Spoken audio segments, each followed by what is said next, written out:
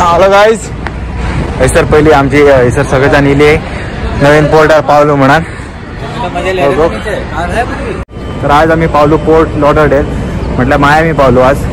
आणि मेन म्हटल्या आज आमका बाहेर जावक देणार ना, कित्याक स्पेशली इंडियन लोक थंयसर इले न्हू मग जम्प मारतात.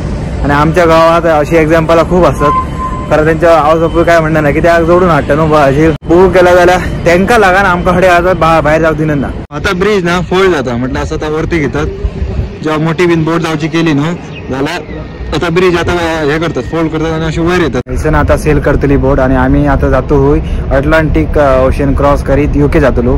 सो ऑलमोस्ट आमका 14-15 दीस लागतले. म्हटलं ते 14-15 दिसात आम्ही पोर्तुगाला जातलो. पहिली पोर्तुगालासून मागीर अशे UK जातलो. तर मी आता करूया आम्ही चाव चाव टाटा बाय बाय. बोटी थंयसर खूप लागले मरे. ही डिझनीची, ती कसली रॉयल कॅरेबियन, आणि एक थंयसर हा ते 2-3 हावत मरे बोटी. 1 2 3 4 1 5 बोटी लागलेले असून पुढचे 5-6 महिने आम्ही UK क्रुझिंग करतलो. शिप हॉर्न करता.